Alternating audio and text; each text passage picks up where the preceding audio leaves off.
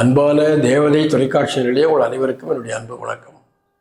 நேரிலே நாம் நாளும் ஒரு திருக்குறள் என்ற நிகழ்விலே சந்திக்கின்றோம். இன்றைக்கு ஒரு குறள் பார்ப்போமா? பகை திறம் என்ற அதிகாரத்திலிருந்து 877வது குறளை இன்றைக்கு பார்க்கிறோம். இந்த குறளிலே வள்ளுவர் என்ன சொல்லுகிறார் என்று சொன்னால், பகைவரிடத்திலே எப்படி நாம் பேச வேண்டும், நண்பரிடத்திலே எப்படி சொல்ல வேண்டும். பகைவர்கிட்ட எப்படி நடந்துக்கணும், நண்பரிடத்தில் எப்படி நடந்துக்கணும் சொல்கிறாங்க. இப்போது தனக்கு ஒரு அழிவு வருதுன்னு வச்சுக்கோங்க, எந்த காரணத்தை கொண்டும் நண்பர்களுக்கு தெரியக்கூடாதுன்றார். தனக்கு வந்த துன்பத்தை நண்பரிடத்தில் சொல்லக்கூடாது, ஏன்னா நண்பருக்கும் துன்பம் ஏற்படும், சொல்லக்கூடாது. சரி, தன்னுடைய மெலிவை, அதாவது தன்னுடைய வலிமையின்மையை, தனக்குள்ள வலிமையின்மையை பகைவருக்கு தெரியப்படுத்தக்கூடாது.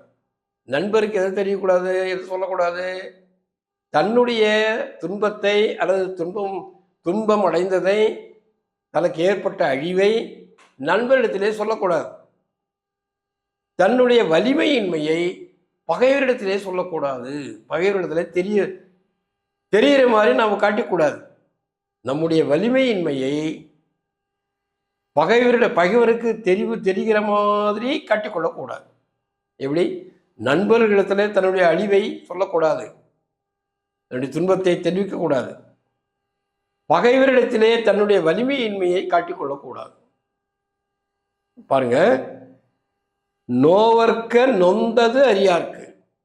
நொந்தது, தான் துன்பப்பட்டதை, தான் அழிவுற்றதை, நோவர்க்க அறியார்க்கு, நண்பர்களுக்கு, அறியாத நண்பர்களுக்கு, தான் துன்பமடைந்ததை அறியாத நண்பர்களுக்கு நோவர்க்க சொல்லாதே.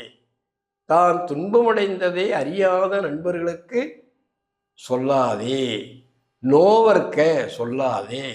நொந்தது, தான் துன்பப்பட்டதை அறியார்க்கு, அறியாத நண்பர்களுக்கு சொல்லாதே. அடுத்து என்ன சொல்ற பாருங்க, மேவர்க்க